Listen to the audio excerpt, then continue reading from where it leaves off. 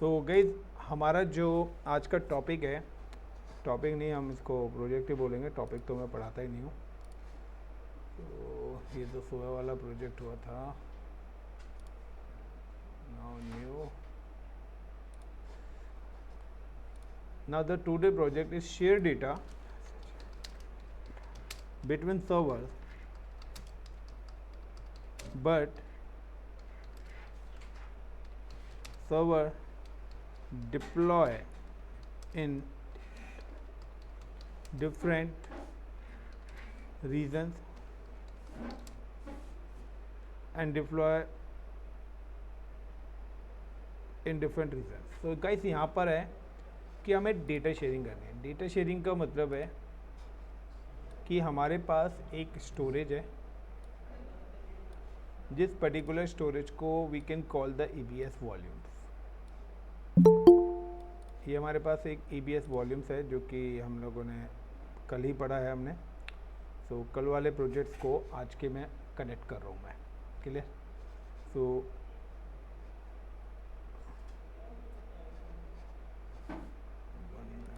कोई आया हुआ है। सो हमारे पास एक वॉल्यूम्स है जो कि हमारा EBS वॉल्यूम्स है,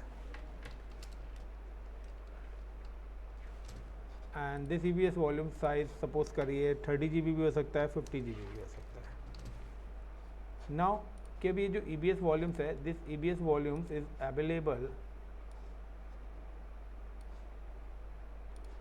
for example in Mumbai location.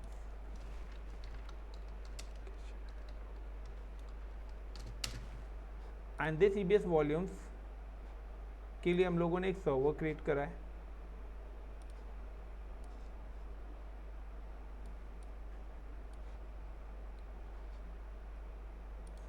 And ये सर्वर भी हमारा जो अवेलेबल्स है, ये भी हमारा मुंबई लोकेशन पे है।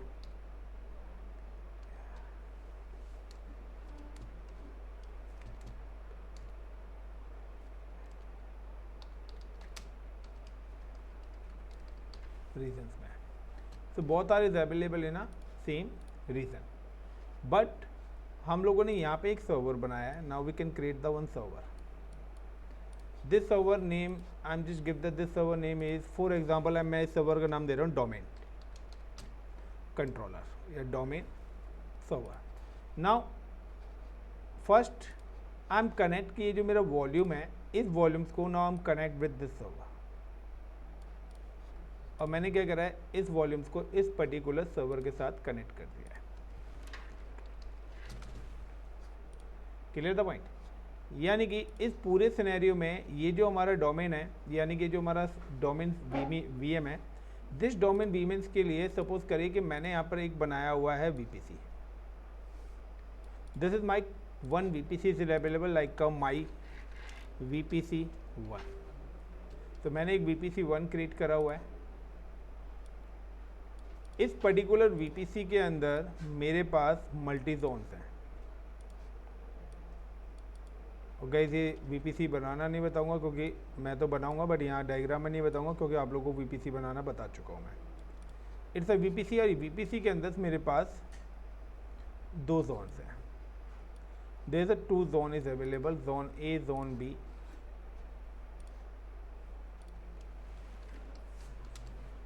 Zone A and Zone B, and both zone is available in a public access। दोनों ही जोन को पब्लिक एक्सेस है। This is like public RT।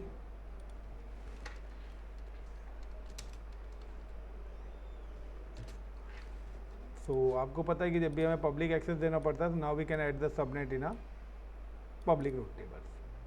अब कंसर्न क्या है कि ये जो जोन A है, दिस जोन A जब हमने डिप्लॉय करा था, तो नाउ सपोज करिए, सॉरी ये डोमेन जब हमने क्रिएट करा था, तो ये डोमेन को हम लोगों ने क्या करा, कनेक्ट कर लिया अपने जोन A से। यानी कि ये जो मशीन है मेरी, ये कहाँ पर है, जोन A के अंदर डिप्लॉय हुई है।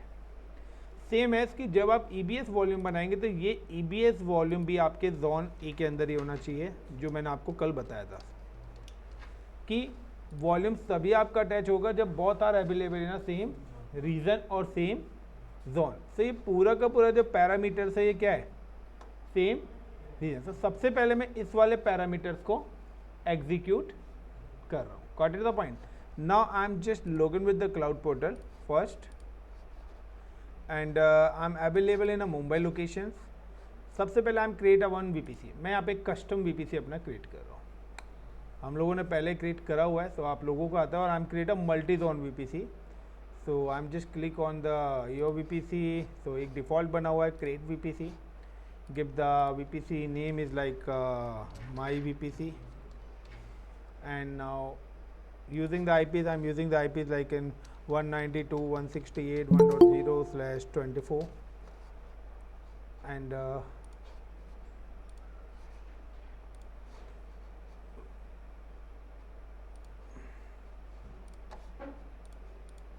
192.168.1.0/24, then create.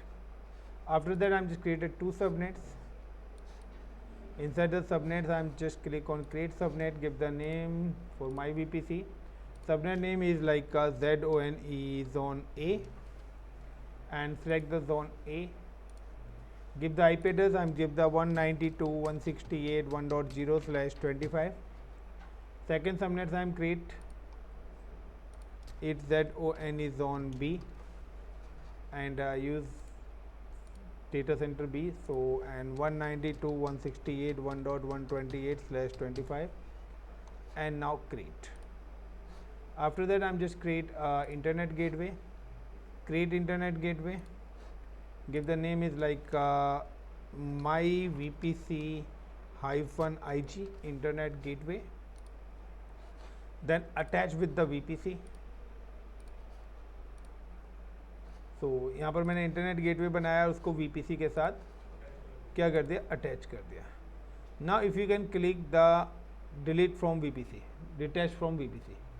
सो मेरे से कल कोई पूछ रहा था कि सर मैंने गलत VPC के साथ अटैच कर दिया, तो आप यहाँ से डिटैच कर सकते हो. Now the next point is I am just click on the route tables, create a route table. So now I am just give the public access -RT and select the my VPC. Now इसके बाद आपको पता है कि जब भी हम VPC बनाते हैं तो हमें सबनेट्स और रूट्स दोनों ऐड करने होते हैं. सबसे पहले सबनेट्स करते हैं, एडिट रूट्स और हम add zone A and zone B.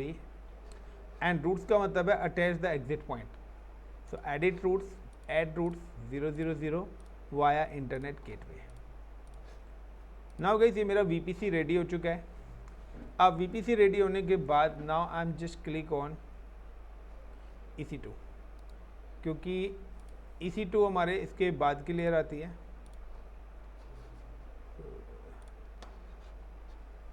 Now I am just click on EC2 instances and launch instance.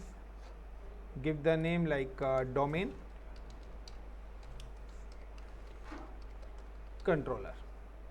Domain controller, give the domain controller which operating system, using the Windows operating systems, using 2016. The T2.micro, the key pair, I'm select the existing key pair. Network, so I'm just click on the edit and select the my VPC, and now I'm attached with zone A. Enable the public access, select the existing security group. ये बना हुआ नहीं है, so हम यहाँ पे create like a DOMAIN domain -SG and all traffic फिलहाल मैं इसके अंदर allow कर रहा हूँ and select the all traffic and custom anywhere कर देते हैं. now launch instance. तो guys यहाँ पर एक storage आपके पास already attach होके आया है. now I'm just click on instances. I'm create a one more volume. so मुझे एक और volumes create करना है, क्योंकि ये जो volume है ये मेरा OS volume है. so I'm just click कि volume tabs मेरे पास अवेलेबल्स है. इनसाइड ये मेरा volumes है, कैसे DOMA domain volumes. ये मेरा एक डोमेन वॉल्यूम्स है जो कि OS वाला वॉल्यूम्स है. ऑपरेटिंग सिस्टम इस वॉल्यूम के अंदर अवेलेबल है. Now create a one more volumes. फिलहाल मैं यहाँ पे जो वॉल्यूम दे रहा हूँ वो 1 GB का दे रहा हूँ, बाद में हम इसको एक्सपेंड करेंगे. ठीक है. सो 1 GB का वॉल्यूम्स मैंने यहाँ पे दिया. IOPS I am just give the 200 IOPS मेरे मिनिमम 3000 लेके चल रहा है। नाउ जोन ए के अंदर मेरा सर्वर है, क्योंकि मैं उसी सर्वर के साथ अटैच करना चाहता हूँ, तो सेम जोन। स्नैपशॉट यानी कि मैं बैकअप कोई लेना नहीं चाहता। कल मैंने आपको बताया था कि स्नैपशॉट भी अगर क्रिएट करना है तो आप ले सकते हैं। फिलहाल मैं कोई बैकअप नहीं लेना चाह रहा, इंक्रिप्शन नहीं करना चाहता। टैगिंग मैं कर देता हूँ लाइक का नेम, तो नेम, और यहाँ पे मैं देता हूँ लाइक का data volume of domain, DC domain controller.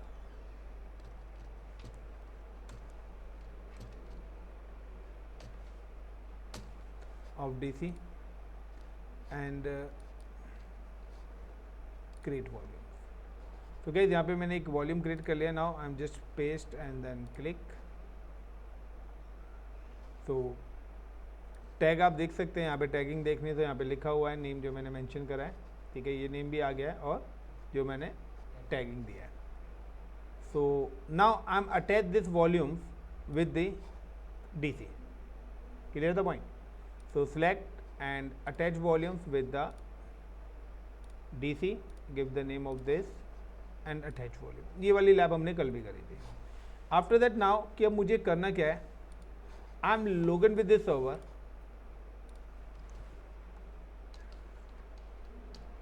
Login with DC. सबसे पहले मैं लॉगिन करूंगा। लॉगिन होने के बाद मैं यहाँ पे क्या करने वाला हूँ, क्रिएट वॉल्यूम, क्रिएट वॉल्यूम। सबसे पहले मैं यहाँ पे एक वॉल्यूम क्रिएट करूंगा, यानी कि वो तो मेरा क्लाउड का था, बट विंडोज़ के अंदर भी मुझे, जिसको आप पार्टीशन बोलते हो, क्रिएट वॉल्यूम्स। और जब ये वॉल्यूम क्रिएट हो जाएगा, सो वॉल्यूम क्रिएट होने के बाद नाउ मैं यहाँ पे क्रिएट करने वाला हूँ शेयर फोल्डर,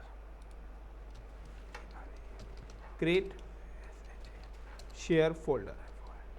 ठीक है, देखिए जब भी शेयरिंग की बात आती है तो शेयरिंग के लिए आपको, मुझे नहीं पता आपने माइक्रोसॉफ्ट कितना पढ़ा हुआ है, आपको डेटा शेयरिंग करने के लिए शेयर फोल्डर्स बनाना पड़ेगा, और शेयर फोल्डर्स बनाने के बाद फिर इस शेयर फोल्डर्स को हमें मैपिंग करनी पड़ेगी। तो ये 3 पैरामीटर्स हैं जो मुझे एग्जीक्यूट करने पड़ेंगे। और जब मैं शेयर फोल्डर बनाऊंगा तो शेयर फोल्डर बनाते वक्त मैं यहाँ पे परमिशन भी एलोकेट करूँगा। तो इस शेयर फोल्डर्स को फिलहाल मैं जो परमिशन दूंगा वो परमिशन दूंगा फुल एक्सेस और एवरीवन। यानी कि कंपनीज के अंदर क्या होता है कि इंडस्ट्रीज के अंदर हमारा जो पैटर्न चलता है वो पैटर्न चलता है यूज़र्स का, कि हर कंपनी अपने एम्प्लॉयज़ को एक आईडी देती है, यूज़र आईडी देती है, ईमेल आईडी देती है, और उसको वो परमिशन एलोकेट करते हैं कि वो क्या काम कर सकता है। फिलहाल मैंने यहाँ पे जो परमिशन दे रहा हूँ कि फुल एक्सेस, मतलब वो इस फोल्डर्स के अंदर कोई भी डेटा रख सकता है, डिलीट कर सकता है, मॉडिफाई कर सकता है, और एवरीवन का मतलब है कोई भी। अब मैं अगर यहाँ पे ADDS सर्विस, यानी कि अगर मैं माइक्रोसॉफ्ट की बात करता हूँ, तो मैं इसको प्रॉपर डोमेन कंट्रोलर बनाऊंगा, यूज़र्स क्रिएट कराऊंगा, तो फिर मैं जिस यूज़र के साथ मैपिंग करूंगा फिर वही यूज़र उसके अकॉर्डिंग काम करेगा। फिलहाल मैं यहाँ पे ऐसा कुछ नहीं कर रहा हूँ, क्योंकि वो हमारा क्लाउड से हट के हो जाएगा, क्योंकि हमारा जो कोर्स है वो क्लाउड का है। तो क्लाउड पे ये कुछ मैं एक्स्ट्रा चीज़ें ऐड ऑन करके बता रहा हूँ, क्योंकि तभी आपको चीज़ें प्रॉपर तरीके से क्लियर हो गई। तो यानी कि क्लाउड से सर्वर तो ले लिया, बट ये जो हमने बनाया, this is a PaaS, platform as a service है। अब हमने इसके ऊपर एक डोमेन कंट्रोलर बनाया। अगर आप डोमेन कंट्रोलर बनाते हैं तो उसके लिए ADDS service, active directory domain service, DNS services, ये सारी सर्विस इंस्टॉल करनी पड़ेगी, बट सचेस में यहाँ पे कुछ नहीं है, सिर्फ मैंने इसका नाम दिया है। नाउ सो ये हमारा बन चुका है, अटैच भी हो चुका है, कनेक्ट भी कर चुके हैं, VPC पे मशीन भी बना चुके हैं। नाउ कि अब हम ये 4 स्टेप्स पहले फुलफिल करते हैं। Now I am just log in with the instance, I'm just click on instances, then click on connect, RDP client, get password, upload a key। so मुझे तो पता नहीं है की मैंने यही वाली डाली थी या कोई और, यही थी। and download remote desktop connections, connect and paste, then OK। इसके अलावा आप यहाँ पे एक और काम करिए कि now you can change the password. आप अपने सर्वर का पासवर्ड भी चेंज कर लेना, क्योंकि नहीं तो फिर वो ये कीपियर वाले आपको जो आया पासवर्ड वो आपको सेव करके रखना पड़ेगा। क्योंकि जब भी आप अपने इस शेयर फोल्डर्स को जिस भी सिस्टम्स के साथ कनेक्ट करोगे वहाँ पे वो आपसे क्रेडेंशियल्स पूछेगा। तो या तो आप अपनी नीड के अकॉर्डिंग पासवर्ड चेंज कर लो, या फिर आपको यही वाला पासवर्ड बार बार यूज़ करना पड़ेगा।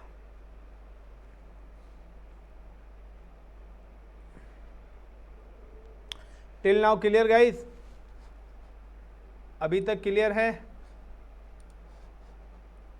एवरीवन? तो ये अभी स्टेप 1 है हमारी, तो ये स्टेप 1 है जो अभी तक हमने एग्जीक्यूट करी है। इसके बाद हमारी स्टेप 2 भी आने वाली है अभी।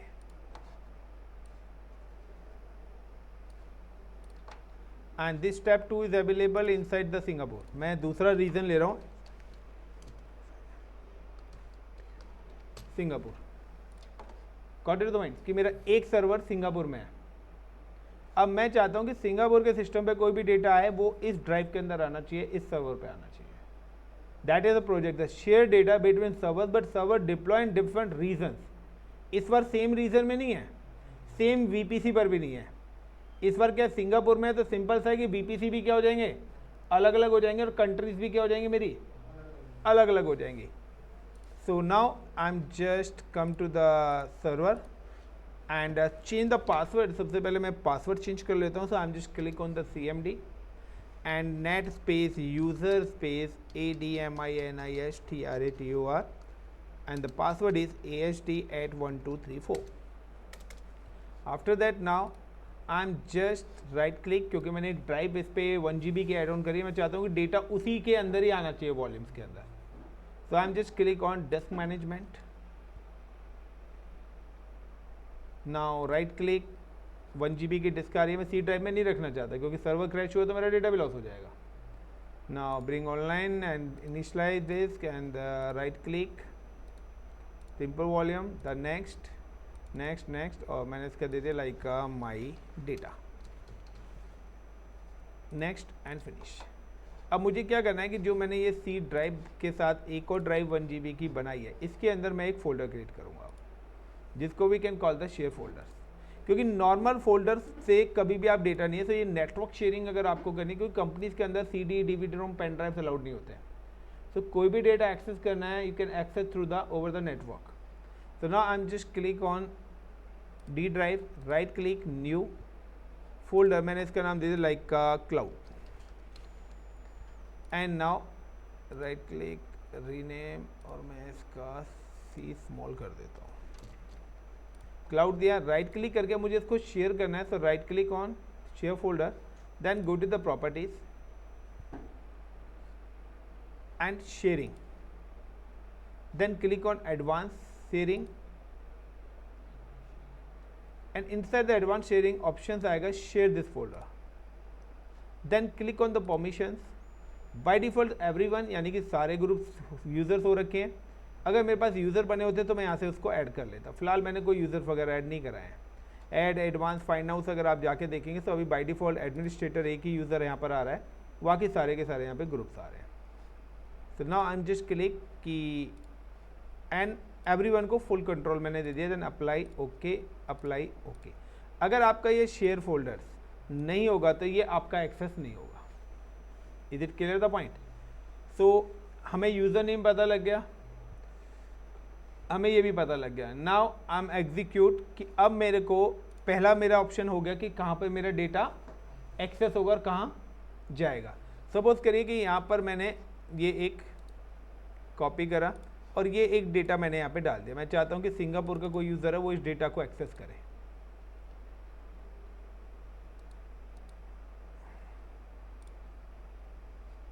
तो ये तो हमारी फर्स्ट स्टेप। अब हम चलते हैं सिंगापुर।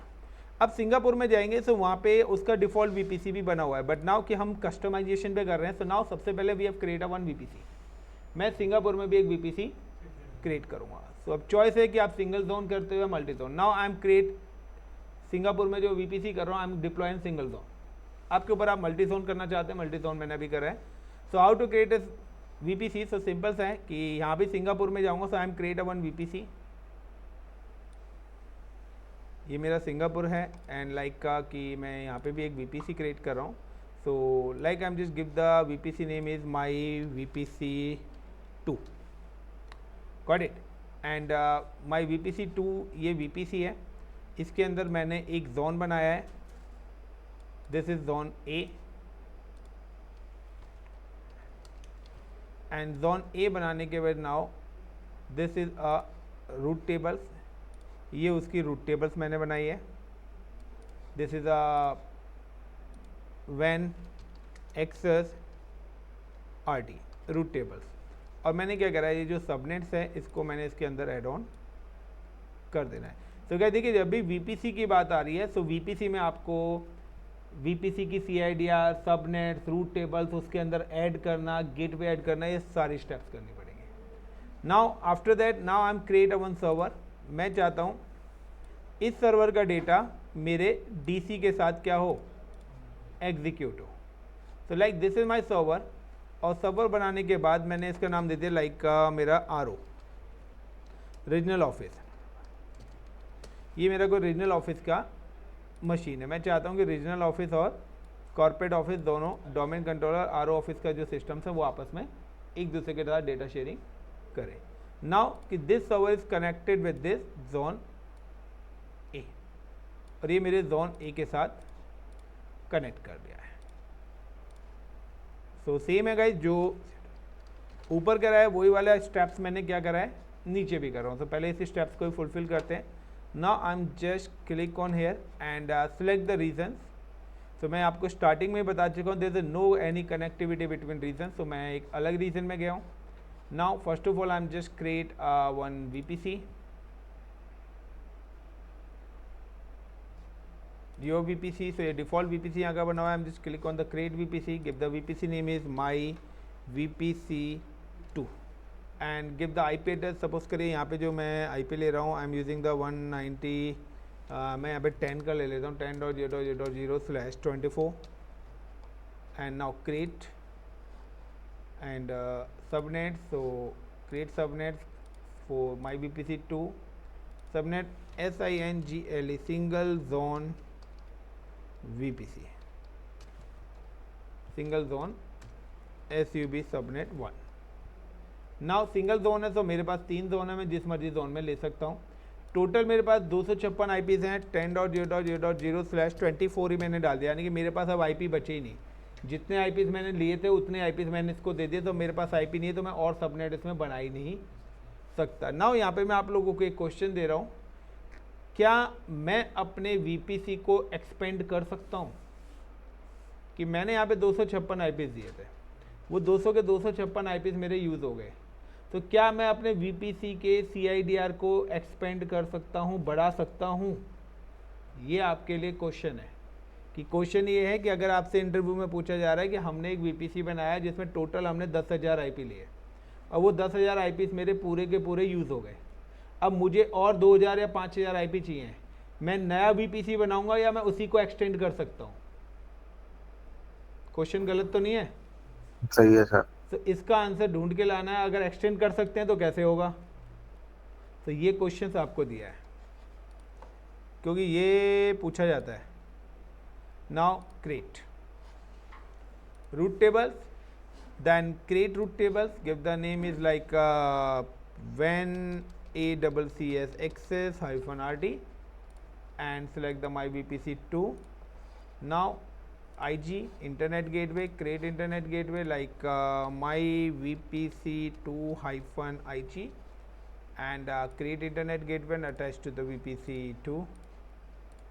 Also now कि मुझे जो रूट टेबल्स, जो इंटरनेट गेटवे बनाया है वो वैन रूट टेबल्स के साथ भी अटैच करना है. सो edit roots, add 000 and now click IG. So guys, ये मेरा सेकंड VPC बन गया. Now I am create a EC2. तो देखिए इसके कंसोल पे सिंगापुर लिखा आएगा और यहाँ के कंसोल पे मुंबई लिखा आ रहा है. तो दोनों both are in different locations. तो नाउ इंस्टेंसेस पे क्लिक करा, लॉन्च इंस्टेंसेस पे क्लिक करा, लाइक RO डोमेन, ये मेरा रीजनल ऑफिस का डोमेन है. And now same am create in Microsoft server. आपकी मर्जी, आप लिनक्स भी ले सकते हैं, वो आपके ऊपर डिपेंड करता है. 2016 tt.micro, the key pair, I'm just create a new key pair, give the name SING key1, Singapore key1, PAM की मैं यूज़ कर रहा हूँ. Network edit and now I'm select a custom VPC. एक सिंगल जोन है, 251 है, 5 IPC reserve हो चुके हैं, वो आपको पता ही है। Security group like RO-HG and all traffic.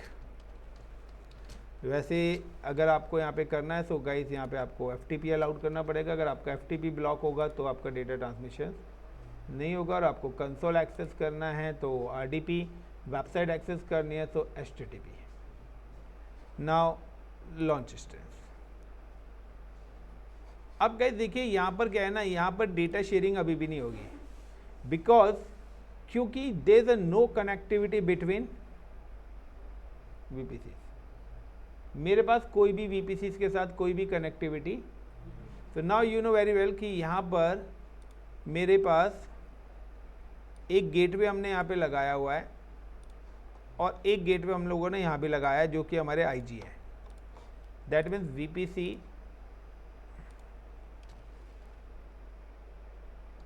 One IG internet gateway मैंने यहाँ पे कनेक्ट करा है और यहाँ पे VPC 2 का IG क्रिएट करा है।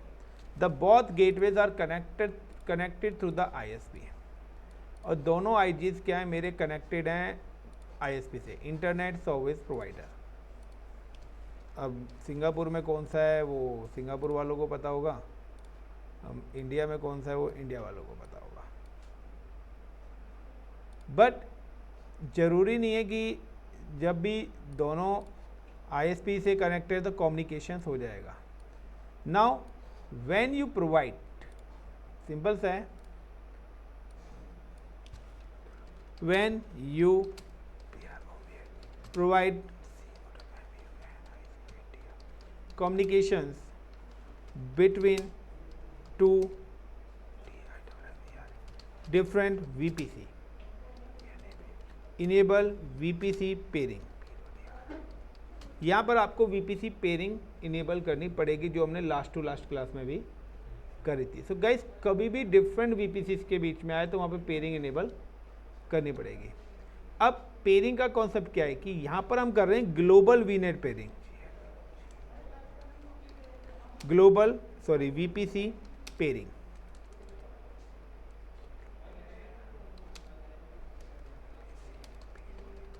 तो ग्लोबल VPC पेयरिंग का मतलब है कि मेरे जो VPC है ना वो अलग अलग कंट्रीज में है, इसलिए ग्लोबल हो गई, और अगर सेम ही रीजन में होती तो वो लोकल हो जाती है।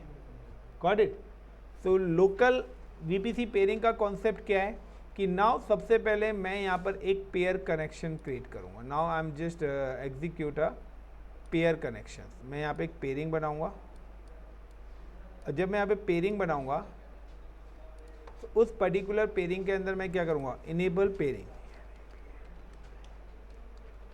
जब इनेबल पेयरिंग करेंगे तो वो आपसे क्या पूछेगा, बिटवीन VPC 1-2-VPC 2। तो यहाँ पे क्या है कि VPC 1 कनेक्ट होना चाहता है, सपोज करिए VPC 2 से, या VPC 2 कनेक्ट होना चाहता है VPC 1 से। तो यहाँ पर क्या आएगा, यहाँ पर आएगा एक्सेप्ट और रिक्वेस्ट। सपोज करिए रिक्वेस्ट कर रहा है ये वाला VPC, और एक्सेप्ट कौन करेगा रिक्वेस्ट को, VPC 2। अब यहाँ पे कंडीशन ये आएगी कि प्रीवियस लैब्स अगर आप लोगों ने प्रैक्टिकल करा होगा तो ये वाला ऑप्शन आपको पता होना चाहिए, जो 80% लोगों ने नहीं करा है, जो 80% लोगों ने वो वाली लैब नहीं करी है, VPC वाली पुरानी वाली। Clear guys. अब यहाँ पे क्या है कि एक्सेप्ट और रिक्वेस्ट का कॉन्सेप्ट ये है कि जब आपका VPC सेम ही रीजन में हो तो एक्सेप्ट और रिक्वेस्ट सेम ही लोकेशन पे आएगी, लेकिन यहाँ पे क्या है अलग अलग कंट्रीज में आएंगे। अब और जब भी इस स्टेप्स का हो तो नाउ की आपको एक्सचेंज करनी पड़ेगी VPC ID। So how to enable VPC peering between two different regions. तो जब भी टू डिफरेंट रीजन्स के बीच में VPC पेयरिंग हम इनेबल करेंगे, तो यहाँ पे जब हम VPC पेयरिंग करेंगे तो लाइक VPC पेयरिंग करना है। VPC पेयरिंग का मतलब है कि मैं इन दोनों VPCs को आपस में VPC पेयरिंग के थ्रू कनेक्ट करना चाहता हूँ। जब भी आप VPC पेयरिंग करेंगे तो यहाँ पर आपको क्या करना पड़ेगा, एक्सचेंज, यानी कि अगर आप VPC 1 के साथ VPC 2 को करना चाहते हैं तो यहाँ पर आपको VPC ID यूज़ करनी पड़ेगी। Use VPC ID of VPC 1। तो VPC 2 की आईडी आपको यहाँ पर, सॉरी VPC 2 की आईडी यहाँ पे आपको यूज़ करनी पड़ेगी क्योंकि आप 1 पे तो अवेलेबल हो ही। So how to enable the pairing, so simple सा गाइस कि हम लोगों ने 2 VPCs बना लिए हैं and if I am just click on the cloud portal and click on the VPC, तो ये मेरा सिंगापुर का VPC है and inside the Singapore VPC यहाँ पर मैं सर्वर भी लॉन्च कर चुका हूँ। ये मेरा RO डोमेन है जो कि मेरे सिंगापुर का है। मैं इसको लॉगिन भी कर लेता हूँ पहले, connect and RDP client, gate password, upload की, then decrypt, copy, download remote desktop connections,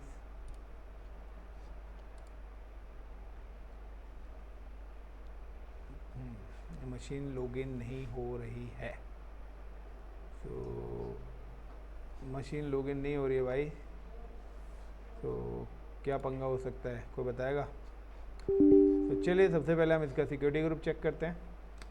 तो हमारा इसके साथ जो सिक्योरिटी ग्रुप्स है वो लगा हुआ है ROSG, क्लिक करा ROSG एडिट इनबाउंड रूल्स। तो यहाँ पे ऑल ट्रैफिक हम लोगों ने ऑलरेडी करा हुआ है एंड ऐड रूल्स पे जाके मैं RDP भी इंडिविजुअली अलाउड कर देता हूँ and custom IPv6 and RDP, क्योंकि मेरा जो कंसोल एक्सेस होता है वो RDP के थ्रू ही होता है इन IPv4।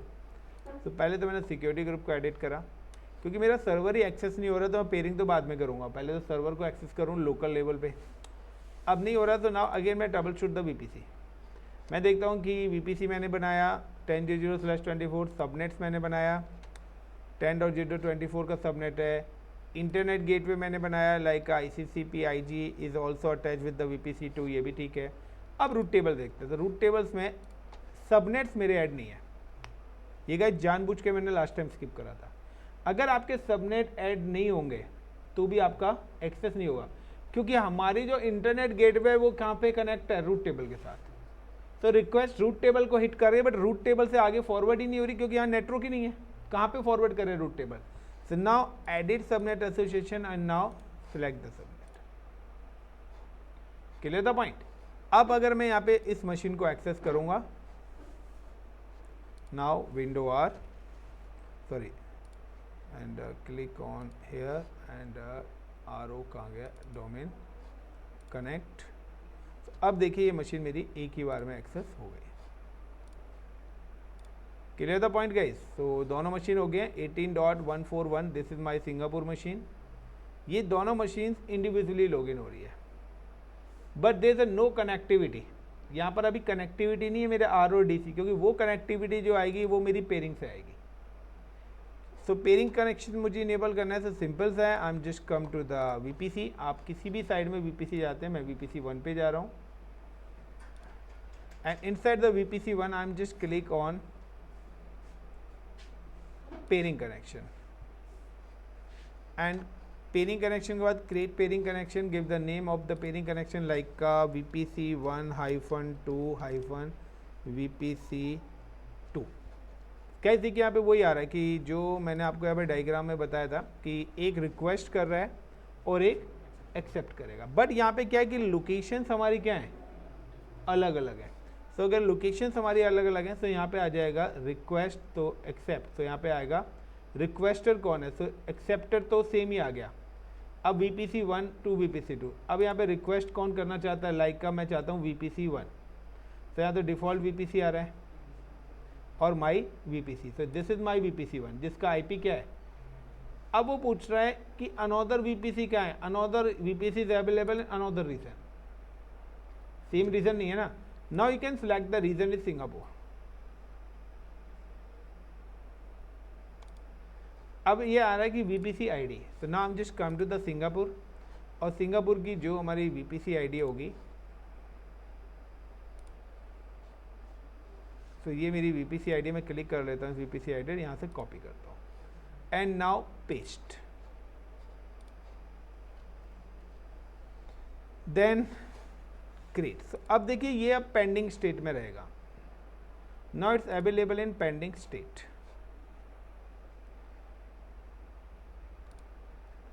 अगर मैं इसको सिलेक्ट भी कर लूँगा तो यहाँ पर एक्सेप्ट की रिक्वेस्ट नहीं आएगी, क्योंकि एक्सेप्ट की रिक्वेस्ट आपको मिलेगी सिंगापुर वाले VPC पे।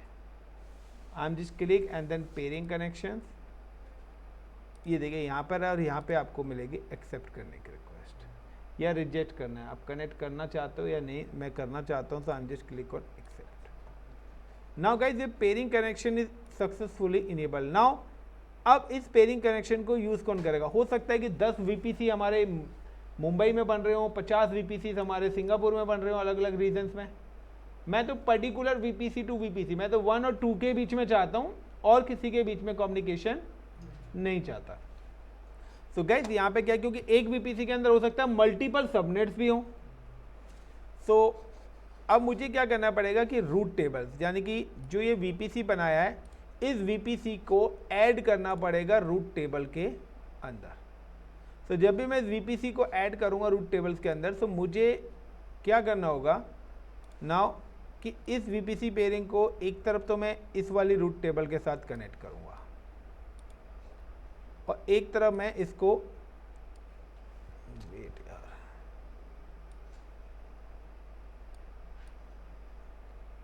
अब इस पेयरिंग को मैं कुछ इस तरीके से यूज करने वाला हूं। गॉट इट द पॉइंट कि यानी कि अब पेयरिंग तो बन गई, इस पेयरिंग को क्या, इस ब्रिज को मैं चाहता हूं ये दोनों सबनेट रूट टेबल करें। तो जब मैं पेयरिंग करूंगा तो यहां पर मुझे देना पड़ेगा 10.0.0.0/24 का IP पेयरिंग में, और यहां पे मुझे देना होगा IP 192 का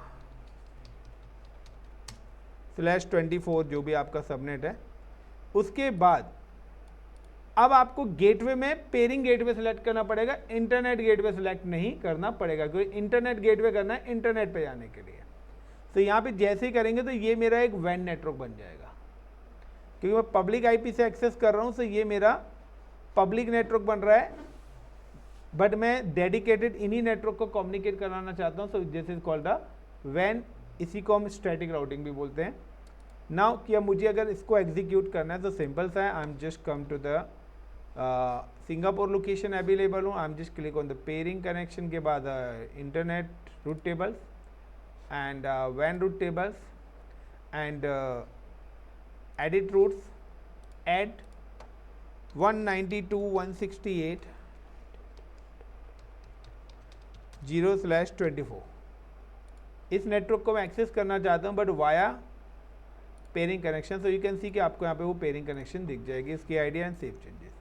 सेम है, आपको VPC 1 के अंदर भी जाना है, उसकी रूट टेबल्स के अंदर भी जाना है, पब्लिक रूट टेबल्स के अंदर भी जाना है, एडिट रूट टेबल्स के अंदर जाना है, ऐड करना है। Now connect with the 10.0.0.0/24 and select the pairing connection and save changes. Now guys कि अब जाके मेरा कम्युनिकेशन स्टैब्लिश हुआ है। अब मुझे क्या करना है कि अभी मुझे अब क्या करना है कि अब जब ये दोनों के दोनों नेटवर्क कनेक्टिविटी मुझे कर दी, तो अब मुझे क्या करना है, यहाँ पर क्या करना है, मैप करना है, मैप ड्राइव। अब वो मैप ड्राइव करना चाहता हूँ मैं किसकी, इस सर्वर की, यानी कि जो शेयर फोल्डर्स बनाया था, मैं चाहता हूँ कि इस शेयर फोल्डर के अंदर इस सिस्टम का डेटा आना चाहिए। That is called a map network drive. तो जब तक आपकी नेटवर्क कनेक्टिविटीज नहीं होंगी, जब तक ये मैप नेटवर्क ड्राइव नहीं। अब मुझे मैप नेटवर्क ड्राइव चाहिए, तो मुझे इस मशीन का IP, इस प्राइवेट IP, इस मशीन का यूजर नेम, इस मशीन का पासवर्ड, ये तीनों चीज़ें रिक्वायर्ड है। So how to map network drive? So simple सा है, I am just see the IP address of the domain controller, जो कि मेरे मुंबई लोकेशन के अंदर है, एंड दिस इज IP 192.168.1.93।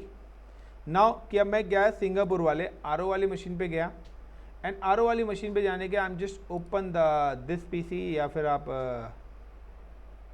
कोई भी फोल्डर ऑप्शन ओपन कर सकते हैं। यहाँ पे दिस PC के अंदर गया एंड कंप्यूटर्स पे गया, यहाँ पे ऑप्शन आ रहा है map network drives. I am just click on this map network drives, और यहाँ पे आपको ड्राइव का नाम क्या देना चाहते हो, मैं चाहता हूँ यहाँ पे R नाम से ड्राइव आए, and like /server IP। So server IP मेरा क्या था, 192.168.1.93 /folder name, here folder name था CLOUD cloud. Then click on finish. अगर सारी चीज़ें परफेक्ट होगी, it's ask the user name and password. otherwise it give you the error. Now finish. Attempt कर रहा है ask the user name password, ये user name password आपको domain का देना है जहाँ पर आपने शेयर फोल्डर बनाया ADMINISTRATOR and then password is ASD@1234 क्योंकि मैंने पासवर्ड चेंज कर लिया था। तो क्या देखिए सक्सेसफुली मेरी ये नेटवर्क ड्राइव और ये साइबर सिक्योरिटी यहाँ पर आ गया। Now you can just click कि आप जब कंपनीज में जाते हैं तो आपको इस टाइप की एक नेटवर्क ड्राइव बनेगी। ये ड्राइव जब तक एक्टिव रहेगी जब तक आपका नेटवर्क से कनेक्ट है। आपने जैसे ही नेटवर्क से हटाया ये ड्राइव डिस्कनेक्ट हो जाएगी। तो जो भी वर्किंग प्रोफेशनल्स हैं उनके पास इस टाइप की ड्राइव आती होगी और जब भी वो अपने लैपटॉप को नेटवर्क से हटाते होंगे तो ये ड्राइव पे क्रॉस बना जाता होगा। गाइस शो करा है, देखा है कभी ना? नहीं सर। कोई नहीं, इंडस्ट्री में जाओगे तो देखोगे नेटवर्क ड्राइव्स कैसे होती है। नाउ कि अब मैं दोनों सिस्टम्स को ले रहा हूँ पैरेलली। तो ये मेरा सिंगापुर वाला सिस्टम है गाइस, यू कैन सी जहाँ पर मैंने इसका नेटवर्क ड्राइव लोकेशन बनाई है जिसका IP 114 है। और एक और मेरे पास सिस्टम है डोमेन कंट्रोलर जिसका IP 139 है। नाउ कि यहाँ पे देखिए क्लाउड नाम से है, यहाँ पे कोई नेटवर्क ड्राइव नहीं है। अब अगर मैं इसके अंदर कोई भी डेटा रखता हूँ लाइक AWS Azure, तो सारा का सारा डेटा आप देखिए वो सारा डेटा कहाँ पर रेप्लिकेट हो रहा है। उस केस में आपका जो स्टोरेज है वो यही वाला स्टोरेज यूज़ हो रहा है, ये वाला नहीं हो रहा है। अब ड्यू टू समबडी कि ये कोई यूज़र भी हो सकता है। अब यूज़र क्या कहता है, यूज़र कहता है कि मेरा जो स्टोरेज है ना बहुत ज़्यादा कम है, 1 GB है, मेरे को स्टोरेज की नीड है। अब मैं क्या करूँगा, now I am just go to the server यानी कि क्लाउड पे जाऊँगा क्योंकि ये मशीन क्लाउड मैनेज कर रहा है, बैकएंड तो क्लाउड कर रहा है। सो सबसे पहले मैं जाऊँगा यहाँ पे and now I am just click on cloud और यहाँ पे जाके मैं क्या करूँगा, वॉल्यूम्स में जाऊँगा और वॉल्यूम्स में जाने के बाद select this volume and actions modify volumes और मैं अपनी नीड के अकॉर्डिंग यहाँ पे स्पेस एलोकेट कर दूँगा।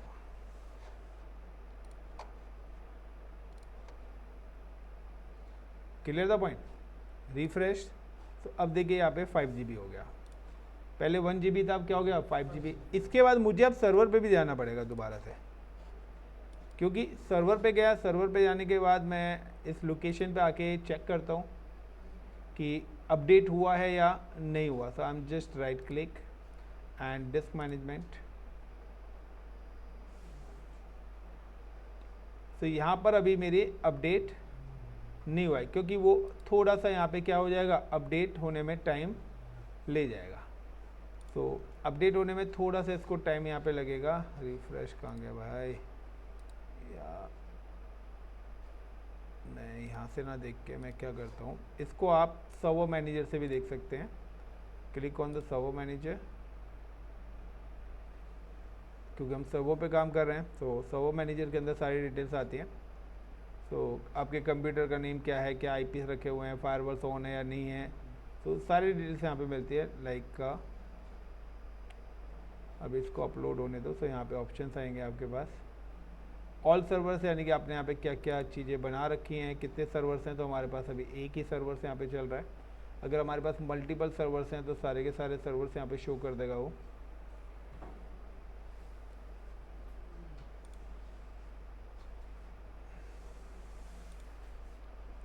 अरे भाई आ जाए स्टोरेज का ऑप्शन, कितना टाइम लगेगा अपलोड होने में। जब ये रेड हो जाएंगे तब आएगा, क्योंकि अगर मैं अभी क्लिक भी करूँगा तो ये रेड हो चुका है। क्या बात है, ये रहा फाइल एंड स्टोरेज आ चुका है।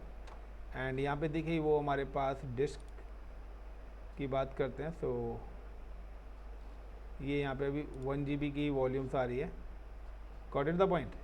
तो ये हमारे पास 1 GB 1 MB की वॉल्यूम्स आ रही है यहाँ पे। Now right click, reset disc,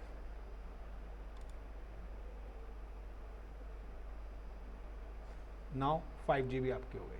clear the point, is it clear? 5 GB हो गई। नाउ अब हम यहाँ पे जब ये 5 GB हो गई तो अब हम चेक करते हैं सबसे पहले उस सर्वर पे एक्सपेंड हुई है या नहीं हुई है। तो मुझे दोबारा से माउंट ना करानी पड़ जाए कहीं। वैसे मैंने पूरी की पूरी डिस्क ही रीसेट करी है, बट एक्चुअली में क्या है, पहले से हम उस हार्ड डिस्क को एक्सपेंड करके रखते हैं कि वहीं से हम फिर एक्सटेंड पार्टीशन कर सकते हैं। तो यहाँ पे फिर से मुझे दोबारा से बनाना पड़ जाएगा। सो गाइस ये एक्चुअली मैंने यहाँ पे ना एक्सटेंड पार्टीशन का ऑप्शन आता है, देखिए ऊपर वाले में मैं करूँगा, तो अगर मैंने यहाँ पे स्पेस छोड़ा होता तो यहीं से मैं एक्सटेंड कर देता, तो मुझे पूरी नई हार्ड डिस्क को एक्सपेंड नहीं करना पड़ता। चलिए ये तो माइक्रोसॉफ्ट का पार्ट है, बट कैसे डिस्क एक्सपेंड करते हैं वो मुझे आपको बताना था। तो दिस इज़ अ प्रोजेक्ट कि हाउ टू शेयर डेटा। सो हमारा मेन कंसर्न ये था कि हमें डेटा शेयरिंग करनी थी। तो डेटा शेयरिंग के साथ साथ हमने यहाँ पे पेयरिंग इनेबल करी है, क्योंकि हमारा जो कंसर्न था इस बार सेम लोकेशन नहीं था, क्योंकि ये वाला ऑप्शन हमें ज़रूरत नहीं पड़ती अगर कंडीशन क्या होती, अगर हमारी कंडीशन होती सेम VPC। अगर सेम VPC होते तो ये वाला काम हमें करने की कोई भी ज़रूरत नहीं थी। फिर तो दूसरी मशीन कहाँ पर बनती, फिर मशीनें यहीं पर ही बन जाती, और यहाँ के लिए फिर ये लोकल गेटवे ही क्या हो जाता, काम आ जाता। बट अभी क्या है कि हमारा डिफरेंट लोकेशंस आ गया, तो उस केस में हमें VPC पेयरिंग।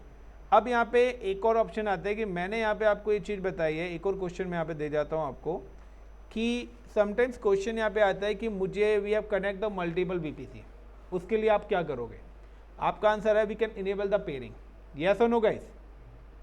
सामने वाला कहता है कि क्या पेयरिंग के अलावा हम कोई और पैटर्न है कि मल्टीपल VPC इसको कर सके, क्योंकि इसमें सबसे बड़ी प्रॉब्लम क्या है, मेरे पास अगर 100 VPC है तो मुझे 100 VPC पेयर कनेक्शन हर VPC के साथ एक एक करके बनाने पड़ेंगे, यस और नो गाइस, क्योंकि यहाँ पे मैनुअल एंट्रीज हो रही जी है। सर। तो क्या इसका सॉल्यूशन है, देखना पड़ेगा। तो ये क्वेश्चन एक और दे दिया, तो 2 क्वेश्चन आप लोगों को दे दिए, इनका सॉल्यूशन भी ढूंढना है, सॉल्व भी तुम्हें करना है, मेरे से कोई नहीं पूछेगा, बट हाँ है दोनों का, ये मैंने बता दिया है। सो थैंक यू गाइज, इतना काफ़ी है। जी सर।